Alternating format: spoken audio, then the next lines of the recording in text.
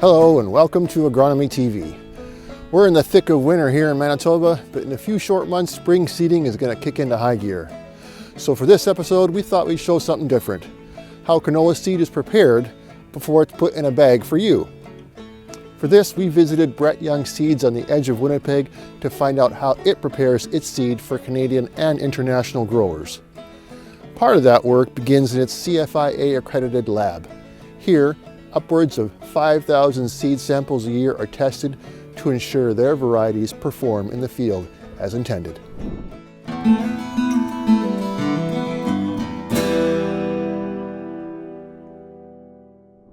So we do get many samples that roll through here of canola every year. We get prelim samples, whether it be from Chile, from the US, from Canada, and how we test that will be dependent on where it's come from.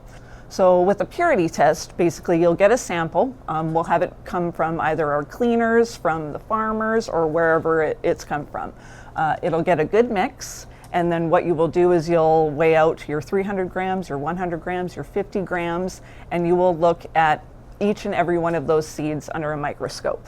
So visual cues we'll kind of look for is broken seed coat, if there's any form of broken seed coat, if there's any telltale signs of possible blackleg, and just for any sort of contaminants, primarily weeds, other crops, whether it be other types of brassica, sclerotia, anything that will determine where it's being sold and what sort of grading factors come into it to be sold within Canada.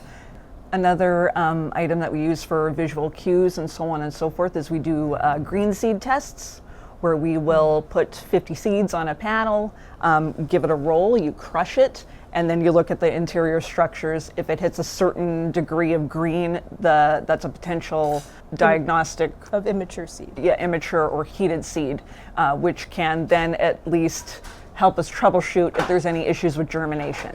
If the germinations may be a little bit lower, take a look at the green seed. Was there lots of green seed? No green seed, take it from there. So for germination, we follow the Canadian methods and procedures. So we planted 200 seeds on top of blotter. We have temperature controlled germination units, so they will be set to 15-25 alternating temperatures. Daytime, nighttime lighting also. Once our facility has coated it, or our outside facility has coated it, we'll get a bare sample to run another purity on it. We'll get a coated sample, and with that coated sample, that we'll run a germination, and we'll also run a vigor test, which is a bit of a stress test to see in not ideal conditions, will the seed still grow. We test a large amount of seed in here. We don't do any external testing. This is all BrettYoung Seed that we test here. So they do all the cleaning on the mills. We receive those samples. We'll test those all day long. All bag lots that we bag here, we'll test those. Preliminary samples from the farmers we'll test. When they bring it in from the field, we'll test it. When they bring it in on the bulk receiving, we'll test it again. So you can have one sample of seed tested upwards of 5 times before it goes out the door. Canola seeds can have a number of coatings applied to their outer shell that enhance durability and help protect against disease and insects. They're often designed to help canola plants reach maturity in what is often a vulnerable seedling stage. These coatings are applied on site at BrettYoung Seeds. We got to see what happens when a truckload of canola seed arrives and to see how seed coatings are applied. Have a look. Hi, I'm at BrettYoung. I'm with Chris Rogers. He's the seed coating facility manager. We just took a walk through some of the processes they use when seed first comes into the building to get processed and coated. Chris, thanks for showing us around. Tell me what happens actually when seed first comes in here. So when we receive a bulk load, the first thing we will do is check the documentation. So our receiver will check the documentation, make sure he has the load he's expecting in. Then what we'll do is we will select the appropriate receiving bin. We will unload approximately 100 kgs into the system. We will then, what we do, follow that through. So we go to the actual bin it's supposed to be going into, we ensure that seed goes into that bin. Once that is completed, we will start the complete unload. Part of the unloading process is we are also taking samples at that point. So we will sample each compartment. Each truck that's a full load of the same variety and lot number of seed will get 1 2 kg bag for the entire load. So we will sample that about 40 times. So it's very small samples out of each hopper. We're doing about 500 grams per hopper, where for a total combination of 2 kgs. And when it comes to mixing, what kind of seed coatings, I guess, basically you're putting on? So we have a protective coating over top of our canola. So we have several different treatment packages for our customers that we use. We start with a base treatment for our customers of Helix Saltro. Okay. We have add-ons of Fortenza and Fortenza Advanced. Not only do we do canola seed, but we do all types of legumes, we do turf grasses, and we do forage grasses as well. So we are exporting not only through Canada and the US, but other countries as well. So we would deal with a lot of different varieties and types of seeds. For us, one of the most important things is our clean out. So a lot of time is spent ensuring that there is no contamination between different types of seed or even different types of varieties of the same seed. Well, thanks for showing us around, Chris. Pleasure meeting you. Welcome. Have a great day. Thank you very much. Canola seed growers for BrettYoung are located in Canada, the US, and as far away as Chile and South America. Growing in a variety of locations can help protect against fields in one region or another that may have a less than ideal growing season, say for example due to drought. Growing in different parts of the world comes with its own set of challenges, such as foreign weed populations native to those areas, and fields must be carefully managed. Here's Eric Gregory with BrettYoung Seeds to talk about how that is achieved. Hi, I'm at BrettYoung Seeds just south of Winnipeg. We're at the tail end of 2025, and only in a few months, farmers are going to be buying seed for the 2026 growing season. I'm here with Eric Gregory, Director of Marketing at BrettYoung Seeds. Eric, tell me a little bit about the history of BrettYoung here.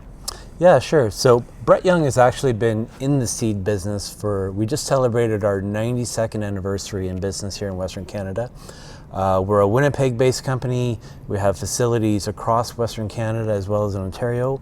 And we're, like many of the viewers watching today, we're actually a family-owned company. So it's been in the Dick family for about almost 60 years now. So in our Winnipeg facility where our head office is located, we have a number of cleaning lines here. We have a federally accredited seed lab. We also have a coating facility. And then all of that seed eventually ends up in one of a number of different bag sizes. BrettYoung, a number of years ago, to follow the industry trend, we actually moved to the sell by seed count model, and so we today sell 5 different bag sizes depending on the 1,000 seed weight or the size of that actual seed that's in that bag. Now you're getting seeds from several parts of the world. I think United States being one, Chile, Canada, of course. How are those seeds handled differently when they first come in, or are they handled differently? Yeah, I would say for the most part that canola seed produced, whether it's in North America, that could be southern Alberta. We do a lot of productions that are out of Montana. We work with another company out of southeastern Colorado. Those are generally handled the same way. Typical, any pest issues that may be present in those areas are fairly similar. One of the big things, though, that are treated differently is seed coming out of Chile.